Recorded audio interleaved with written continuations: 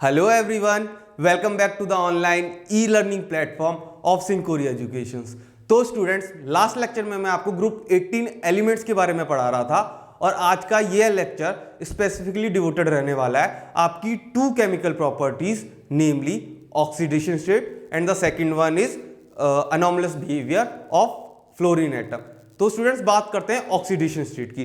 अगर chemical properties में बात की जाए ऑक्सीडेशन स्टेट की, तो आप हर ग्रुप के एलिमेंट्स की ऑक्सीडेशन स्टेट याद तो नहीं रख सकते, इसीलिए मैं आपको हर लेक्चर में स्पेसिफिकली बता रहा हूं कि क्यों इनकी ये ऑक्सीडेशन स्टेट्स होती है, क्या रीजन है कि ये सिर्फ ये ऑक्सीडेशन स्टेट शो करते हैं, अदर्स नहीं करते। ठीक है स्टूडेंट्स, तो आइए स्टार्ट करते हैं आपके फर्स्ट टॉपिक से, ऑक्सीडेशन स्टेट। अगर बात की जाए ऑक्सीडेशन स्टेट की, तो सबसे पहले स्टूडेंट्स आपको पता होगा कि ग्रुप 17 का जो आपका एलिमेंट्स है उसमें 7 इलेक्ट्रॉन्स रहते हैं आपके वैलेंस शेल में। मैंने आपको ट्रिक भी बताया था कि 17 है तो जो लास्ट का 7 है उससे आप अंदाजा लगा सकते हैं कि इसके वैलेंस शेल में 7 इलेक्ट्रॉन्स होते हैं। और मैंने आपको बहुत बार याद भी करवा दिया है कि जो इसका वैलेंस शेल इलेक्ट्रॉनिक कॉन्फ़िगरेशन होता है ना स्टूडेंट्स, वो कितना होता है, वो होता है NH2NP5। तो आइए यहीं से आपकी सारी ऑक्सीडेशन स्टेट की जो जितनी भी प्रॉपर्टीज है ना, वो यहीं से कंक्लूड होती है। और मैं आपको डिटेल में बताने वाला हूं कि क्यों ये ऑक्सीडेशन स्टेट यही वाली शो करते हैं, -1 +1 +3 +5, अदर क्यों नहीं करते, +2 -3 ऐसे क्यों नहीं करते। तो स्टूडेंट्स आइए देखते हैं। फर्स्ट ऑफ ऑल आप लिख लीजिए कि इसका जो इलेक्ट्रॉनिक कॉन्फ़िगरेशन होता है वो क्या होता है, आप सभी को पता होगा। इसका जो इलेक्ट्रॉनिक कॉन्फ़िगरेशन होता है वो होता है NH2NP5। यहां तक किसी को कोई दिक्कत नहीं होगी। अब हम इसका इलेक्ट्रॉनिक कॉन्फ़िगरेशन का वैलेंस शेल इलेक्ट्रॉन्स कैसे प्लेस होते हैं वो भी बना लेते हैं। तो अगर बात की जाए कि ये कैसे प्लेस होते हैं, तो स्टूडेंट्स आपके s ऑर्बिटल में होते हैं 2 इलेक्ट्रॉन, 1 2, और आपका जो p ऑर्बिटल होता है उसमें होते हैं आपके 5 इलेक्ट्रॉन्स, 1 2 1 2 3 4 5। ठीक है स्टूडेंट्स, तो ये है आपका valence shell electronic configuration for group 17 elements. यहां तक किसी को कोई दिक्कत नहीं होगी। आप यहां पर देख पा रहे हैं कि कितने अनपेयर्ड इलेक्ट्रॉन है इसके पास सिर्फ एक अनपेयर्ड इलेक्ट्रॉन्स है। कितने अनपेयर्ड इलेक्ट्रॉन है स्टूडेंट्स, एक। तो आप यहां पर इससे ये कंक्लूड कर सकते हैं कि जो ग्रुप 17 एलिमेंट के सारे एलिमेंट्स होते हैं ना, सारे के सारे -1 ऑक्सीडेशन स्टेट शो करते हैं। अब आप कहेंगे सर क्यों, बिकॉज मैंने आपको बताया था कि हर एक एलिमेंट का एक ही मेन उद्देश्य होता है, एक ही मेन मोटो होता है, क्या कि वह अपना ऑक्टेट कंप्लीट कर ले, मतलब उसके आउटर मोस्ट शेल में 8 इलेक्ट्रॉन्स हो। आप यहां देख सकते हैं इसके आउटर मोस्ट शेल में कितने इलेक्ट्रॉन्स है स्टूडेंट्स, 7। तो इसे सिर्फ एक इलेक्ट्रॉन की कमी है। फ्लोरीन या फिर इसके जितने भी एलिमेंट्स हैं आपकी ग्रुप 17 के, वो बोलते हैं भैया हमें तो एक इलेक्ट्रॉन दे दो, हमें मोक्ष की प्राप्ति हो जाएगी। तो इन्हें मोक्ष की प्राप्ति चाहिए होती है, इसीलिए ये हर किसी से रिएक्ट कर जाते हैं। इनकी रिएक्टिविटी बहुत ही ज्यादा होती है। ठीक है स्टूडेंट, तो फर्स्ट पॉइंट यह नोट कर लीजिए कि all elements shows -1 oxidation state.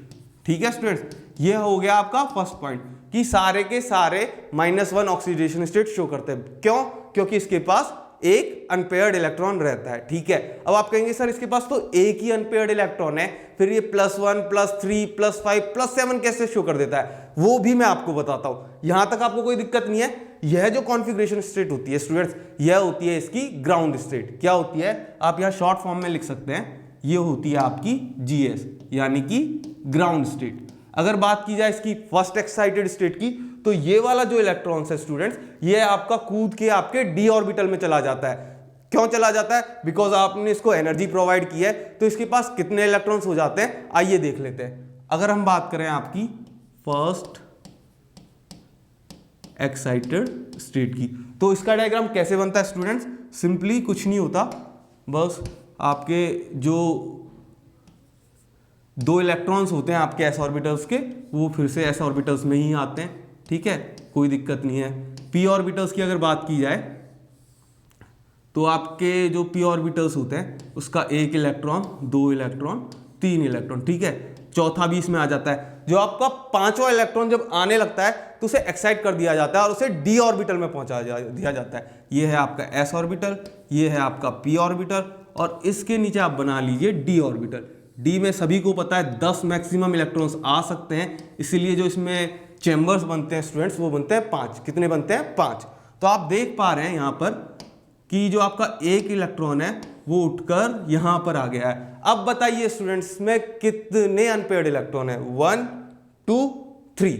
ठीक है, इसी के लिए ये +3 ऑक्सीडेशन स्टेट भी शो कर जाता है। बट अगर बात की जाए आपकी फ्लोरीन की तो वह ऐसा नहीं करता है। और ऐसा क्यों नहीं करता है ये मैंने आपको पिछले लेक्चर्स में भी बताया कि जो सेकंड पीरियड के एलिमेंट्स होते हैं वो सारे अनॉमलस बिहेवियर शो करते हैं बिकॉज उनके पास डी ऑर्बिटल्स नहीं होते। अगर उनके पास डी ऑर्बिटल्स है ही नहीं, ये जो आपका डी ऑर्बिटल है ये है ही नहीं, तो ये इलेक्ट्रॉन जाएगा किसके पास? ठीक है, आई बात समझ में? यहां तक आप इसको लिख लीजिए, आपको ये चीज समझ में आ गई होगी फर्स्ट एक्साइटेड स्टेट में क्या होता है। अगर बात की जाए सेकंड एक्साइटेड स्टेट की, सेकंड एक्साइटेड स्टेट, ठीक है, तो उसमें आपका जो यह वाला इलेक्ट्रॉन है यह कूद के आपके डी ऑर्बिटल में आ जाता है। मैं आपको बनाकर भी बता देता हूं।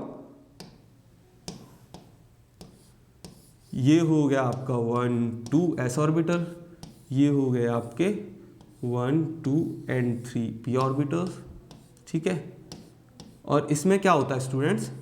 इसमें होता है कि जो 2 इलेक्ट्रॉन्स हैं आपके वो कूद के आपके इस डी ऑर्बिटल में आ जाएंगे, मतलब एक ये वाला और एक ये वाला। अब आप बताइए आपके पास कितने अनपेयर्ड इलेक्ट्रॉन हो गए? आप गिन सकते हैं 1 2 3 4 5।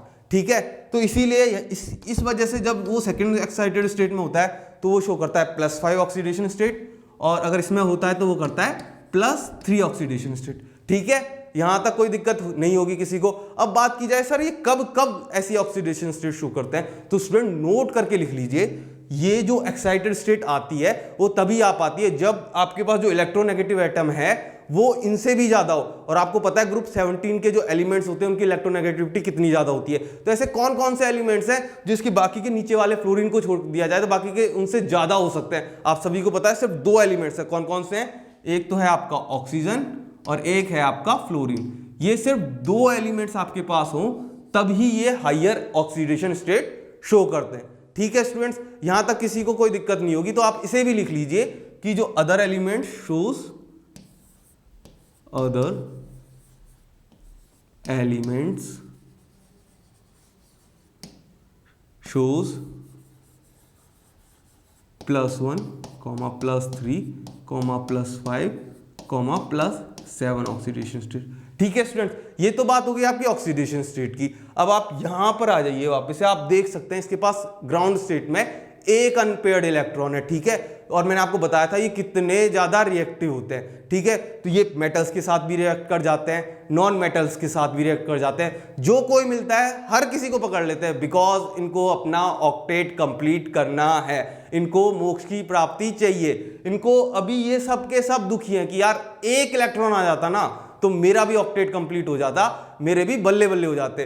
तो ये इसीलिए जो कोई भी नहीं मिलता है सबको पकड़ लेते हैं। अब आप कभी भी ग्रुप 17 एलिमेंट्स का नाम सुने ना तो एक ही बात समझ लेना कि ये तो बहुत भूखे प्यासे लोग हैं, इनको तो एक इलेक्ट्रॉन चाहिए ही चाहिए, जो कोई भी मिलेगा सबसे रिएक्ट कर जाएंगे। ठीक है, तो इसी वजह से एक अनपेयर्ड इलेक्ट्रॉन की वजह से क्या होता है स्टूडेंट्स, इनकी रिएक्टिविटी बहुत ज्यादा होती है। अगर बात की जाए ग्रुप 17 में रिएक्टिविटी का ट्रेंड की, तो अगर आप टॉप टू बॉटम जाते हैं अपनी पीरियोडिक टेबल में, टॉप टू बॉटम, तो आपकी रिएक्टिविटी डिक्रीज होती है। और ये क्यों डिक्रीज होती है? बिकॉज आप गैस कर सकते हैं इलेक्ट्रोनेगेटिविटी डिक्रीज हो रही है। इलेक्ट्रोनेगेटिविटी डिक्रीज होती है इसीलिए आपकी रिएक्टिविटी भी डिक्रीज हो जाती है। ठीक है स्टूडेंट, तो इसे भी नोट डाउन कर लेते हैं। ये आपका थर्ड की पॉइंट हो जाता है कि जो आपका ये रिएक्टिविटी होती है टॉप टू बॉटम डिक्रीज होती है और ये बहुत ज्यादा रिएक्टिव होते हैं। All elements are highly reactive. ठीक है, और जो ट्रेंड की बात की जाए तो टॉप टू बॉटम, अगर आप पीरियोडिक टेबल में जा रहे हैं, टॉप टू बॉटम जा रहे हैं, तो आपकी रिएक्टिविटी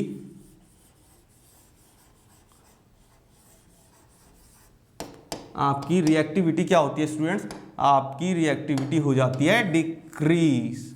ठीक है, तो मतलब सबसे ज्यादा रिएक्टिव कौन है? फ्लोरीन, फिर कौन है? क्लोरीन, फिर कौन है? ब्रोमीन। ठीक है, यहां तक किसी को कोई दिक्कत नहीं होगी। तो आप पहले इसका जल्दी से स्क्रीनशॉट ले लीजिए एक बार। तो स्टूडेंट्स, आई होप आप सभी ने इसका स्क्रीनशॉट ले लिया होगा। ठीक है, इसी में हम एक अनदर की पॉइंट पे बढ़ चलते हैं। आपने ये 4 की पॉइंट्स नोट कर लिए हैं। ठीक है, अगर नेक्स्ट की पॉइंट की बात की जाए आपसे, तो ये जो आपका होता है, जो आपका फ्लोरीन वगैरह होता है, ये एक बहुत ही ज़्यादा ऑक्सीडाइजिंग एजेंट होता है। इनकी ऑक्सीडाइजिंग पावर बहुत ही ज़्यादा होती है। अब आप कहेंगे सर क्यों? बिकॉज मैंने आपको अभी अभी बताया था कि इनकी जो रिएक्टिव पावर होती है ये बहुत ज़्यादा होती है। तो ये जो आप अपने सामने वाले एलिमेंट्स हैं उसको ऑक्सीडाइज कर देते हैं और खुद रिड्यूस हो जाते हैं। क्या हो जाते हैं? रिड्यूस होते हैं। तो इसको लिख लीजिए स्टूडेंट्स कि ये क्या होता है? ये होते हैं आपके स्ट्रॉन्ग ऑक्सीडाइजिंग एजेंट।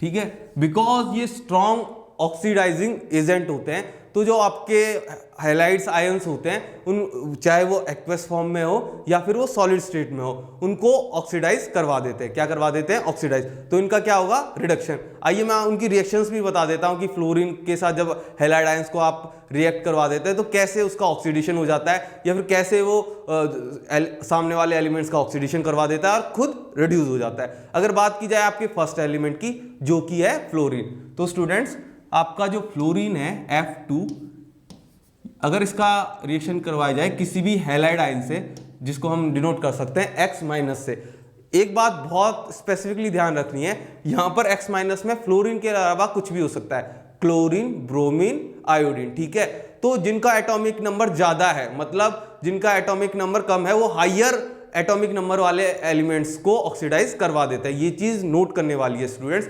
देखिए आप देख सकते हैं फ्लोरीन, तो फ्लोरीन के नीचे आता है क्लोरीन, फिर आता है ब्रोमीन और फिर आता है आयोडीन। तो जब ये आपका F2 और 2X माइनस, जब ये आपका F2 और जो ये है आपका 2X माइनस, ये दोनों के दोनों रिएक्ट करते हैं, तो ये क्या बना देते हैं स्टूडेंट्स? ये बना देते हैं 2F माइनस प्लस X2, और यहां पर X की जगह हो सकता है X is equals to Cl Br, I। ठीक है, यहां तक किसी को कोई दिक्कत नहीं होनी चाहिए। सिमिलरली अगर बात की जाए Cl2 की, तो Cl2 जब आपके हैलाइड आयंस के साथ रिएक्ट करेगा स्टूडेंट्स, तो ये आपको बना देगा 2Cl माइनस, ठीक है, प्लस X2। बस आपको यह नोट करना है, यहां पर आपका Cl आ गया है, तो यहां पर X is equal to F नहीं हो सकता। यहां पर अगर बात की जाए X क्या क्या हो सकता है, तो X होगा आपका Br और I। सिमिलरली आप ब्रोमीन के लिए भी रिएक्शंस लिख सकते हैं और आयोडीन के लिए भी रिएक्शंस लिख सकते हैं। ठीक है स्टूडेंट्स, अब इसी में अगर आप बात की जाए कि स्ट्रॉन्ग ऑक्सीडाइजिंग एजेंट है ये, तो अगर वाटर के साथ इसको रिएक्ट करवाया जाए तो क्या होता है, वो चीज भी हम यहीं डिस्कस कर लेते हैं कि अगर आपका फ्लोरीन आयन वाटर के साथ रिएक्ट करवाता है तो क्या होता है, क्लोरीन रिएक्ट करता है तो क्या होता है। ठीक है स्टूडेंट्स, अगर हम बात करें व्हेन रिएक्ट विद वाटर, ठीक है, तो अगर H2O की बात की जाए, तो जो आपका फ्लोरीन आयन होता है 2F2, ठीक है, ये आपके वाटर के साथ रिएक्ट करता है। और मैंने जब डाई ऑक्सीजन पढ़ाया था आपको, तभी भी बताया था कि ये डाई ऑक्सीजन रिलीज कर देता है। साथ में क्या क्या रिलीज होता है, साथ में आपको आपका H+ आयन मिल जाता है और आपको मिलता है आपका F- आयन। तो 2F2 प्लस H2O करेंगे, अगर इसको आप बैलेंस करेंगे तो यहाँ पर 2 लिखना होता है, तो आपको मिलेगा 4H+, ठीक है, प्लस 4F-, ठीक है, प्लस O2। ठीक है, ये क्यों होता है ऐसा?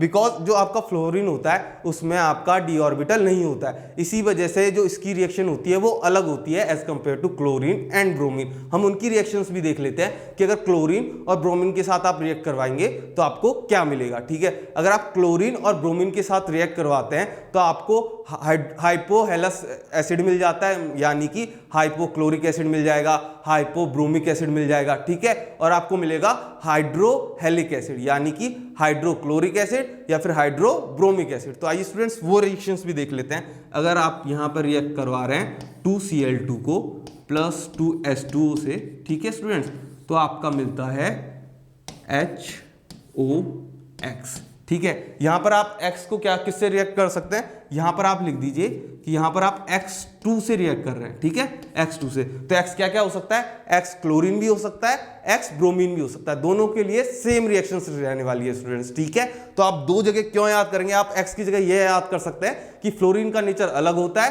क्लोरीन और ब्रोमीन का सेम होता है, एक अलग नेचर होता है। अगर आप इससे रिएक्ट करवाते हैं तो आपको मिलता है HOX और आपको मिल जाता है HX। इसे हम कहते हैं हाइपोहेलस एसिड। अगर हमारा यहाँ पे क्लोरीन होता तो ये हो जाता हाइपोक्लोरस एसिड, ठीक है। और इसे कहते हैं हाइड्रोहेलस एसिड, मतलब जैसे अगर यहाँ पर क्लोरीन होता तो ये होता आपका हाइड्रोक्लोरिक एसिड। तो इसे में मैं लिख देता हूं, this is your hypohalous acid, ठीक है। और स्टूडेंट्स ये क्या है, ये है हाइड्रोहेलस एसिड, ठीक है स्टूडेंट्स। अब बात की जाए आपकी आयोडीन की, तो आयोडीन एक अलग सा नेचर शो करता है। और वह क्यों करता है, वह इसीलिए करता है कि बिकॉज जब वो ऑक्सीजन के साथ रिएक्ट करता है तो ऑक्सीजन की इलेक्ट्रोनेगेटिविटी ज्यादा है एज कंपेयर टू आयो2। वापिस से सुनिए, जो आपका ऑक्सीजन है वो ज्यादा इलेक्ट्रोनेगेटिव है एज कंपेयर टू आयोडीन। तो जो आपकी रिएक्शन हो जाती है ना वो सिमिलर हो जाती है बट रिवर्स हो जाती है। आपको ये फ्लोरीन वाली रिएक्शन याद है, इसी का अपोजिट अगर आप बात की जाए तो रिएक्शन होती है आपकी आयोडीन की। और ऐसा क्यों होता है, क्योंकि आपकी आयोडीन की इलेक्ट्रोनेगेटिविटी कम है तो यह आयोडीन को ही ऑक्सीडाइज करवा देगा। आयोडीन खुद दूसरे को ऑक्सीडाइज करवाता बट आपका ऑक्सीजन आयोडीन को ही ऑक्सीडाइज करवा देता है और यह रिएक्शन रिवर्स हो जाती है। तो आप इस रिएक्शन को देख के आयोडीन की रिएक्शन लिख सकते हैं, मतलब आपको आयोडीन वाली रिएक्शन याद करने की जरूरत नहीं है। मैं बताता हूं कैसे, देखिए आप लिख सकते हैं, लिखेंगे 4H+, ठीक है, कोई दिक्कत नहीं है। F- की जगह क्या आ जाएगा, I- प्लस 4I-, ठीक है, प्लस O2। जब ये ऑक्सीजन के साथ रिएक्ट करेगा तो आपको क्या मिलेगा, आपको मिल जाएगा 2I2 plus 2S2। It's so simple students. आपको सिर्फ दो रिएक्शन याद करनी थी कि फ्लोरीन का नेचर अलग होता है, क्लोरीन और ब्रोमीन का अलग होता है, और जो आपका फ्लोरीन होता है उसका रिवर्स होता है आपका आयोडीन। यह रहा आपका when reaction with water occurs, मतलब जब वाटर के साथ रिएक्शंस होती है तो क्या होता है। पहले मैंने आपको बताया था कि स्ट्रॉन्ग ऑक्सीडाइजिंग एजेंट क्यों होते हैं, तो मैंने आपको ऑक्सीडेशन से रिलेटेड सारे की कंसेप्ट बता दिए हैं कि क्या क्या आपके एग्जाम्स में पूछे जा सकते हैं और क्या रीजंस रहते हैं कि ये स्पेसिफिक ऑक्सीडेशन स्टेट शो करते हैं या फिर दूसरी नहीं करते, तो क्यों नहीं करते, ठीक है। नेक्स्ट इसी में हम बात करने वाले हैं anomalous behaviour of fluorine atom, because ये सेकंड पीरियड का एलिमेंट है तो आप सभी को पता है कि इसका अनॉमलस बिहेवियर रहेगा बिकॉज इसके पास डी ब्लॉक के एलिमेंट्स नहीं है। तो स्टूडेंट्स अगर बात की जाए आगे, तो आगे हम बात करने वाले हैं नेक्स्ट में अनॉमलस बिहेवियर ऑफ फ्लोरीन एटम, ठीक है। तो आप इसको पहले जल्दी से नोट डाउन कर लीजिए, फिर हम आगे बढ़ेंगे अनॉमलस बिहेवियर ऑफ फ्लोरीन के बारे में। तो स्टूडेंट्स आई होप आप सभी ने इसका तो स्क्रीनशॉट ले लिया होगा। अब हम पढ़ते हैं anomalous behaviour of fluorine atom के बारे में। तो अगर बात की जाए फ्लोरीन एटम की, तो आप सभी को बताया, मैंने जब आपको पीरियोडिक टेबल पढ़ाई थी, जब सारे एटम्स का ट्रेंड बताया था, तो मैंने आपको बताया था कि fluorine is the most electronegative atom of your periodic table. मतलब जो आपकी पीरियोडिक टेबल है उसमें सबसे ज्यादा इलेक्ट्रोनेगेटिव एलिमेंट कौन सा है स्टूडेंट्स, आपका वो है फ्लोरीन। तो इसी वजह से इसका बहुत ही अनॉमलस बिहेवियर रहता है। सबसे पहले मैं आपको बताता हूं क्या क्या रीजंस है जिनकी वजह से इसका अनॉमलस बिहेवियर है। फर्स्ट ऑफ ऑल, जो कॉमन रीजन रहा है सारे सेकंड पीरियड एलिमेंट्स के अनॉमलस बिहेवियर के बारे में कि इसकी जो साइज होती है वो बहुत ही स्मॉल होती है। तो फर्स्ट पॉइंट हो गया students, due to small size, ठीक है। सेकंड जो बात है स्टूडेंट्स, इसकी जो इलेक्ट्रोनेगेटिविटी आप सभी को पता है बहुत ही ज्यादा होती है। तो सेकंड पॉइंट हो जाएगा इसका हाई EN, मतलब इलेक्ट्रोनेगेटिविटी, ठीक है स्टूडेंट्स। नेक्स्ट इसी में बात करें तो इसके पास अब्सेंस ऑफ डी ऑर्बिटल्स होता है, इनके पास डी ऑर्बिटल्स नहीं होते बिकॉज ये सेकंड पीरियड के एलिमेंट्स होते हैं, तो इस वजह से भी इसका अनॉमलस बिहेवियर आता है। तो नेक्स्ट पॉइंट हो गया इसका अब्सेंस ऑफ डी ऑर्बिटल, ठीक है students.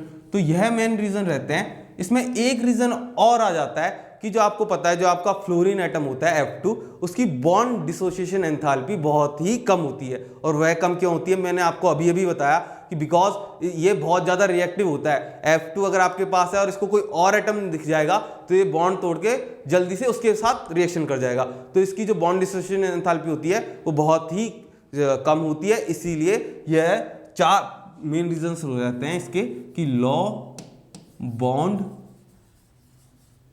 Dissociation enthalpy.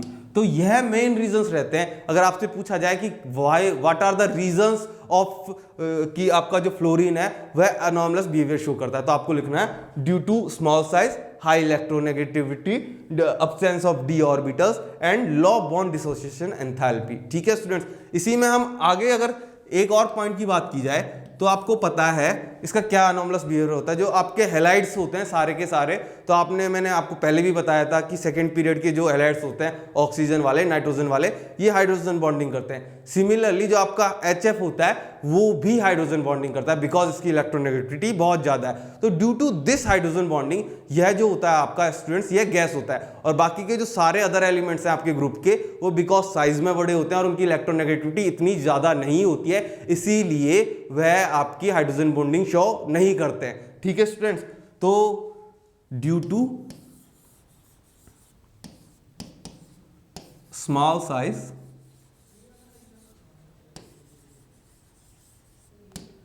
and high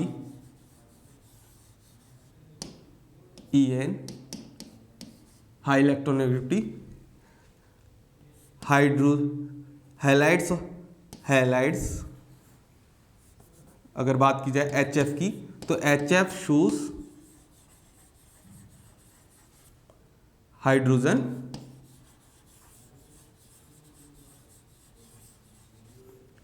bonding,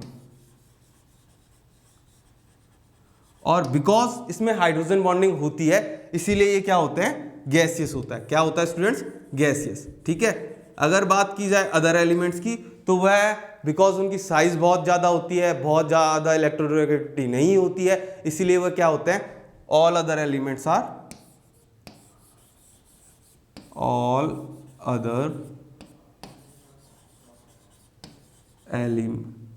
elements are solid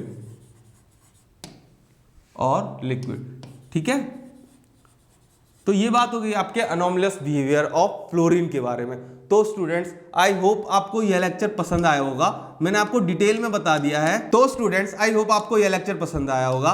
ऐसे ही इंफॉर्मेटिव लेक्चर्स के लिए आज ही सब्सक्राइब कीजिए हमारे चैनल सिंकोरिया एजुकेशंस को, और आपको नोट्स और PDF चाहिए तो हमारे टेलीग्राम चैनल को भी सब्सक्राइब करना ना भूलें। Thank you.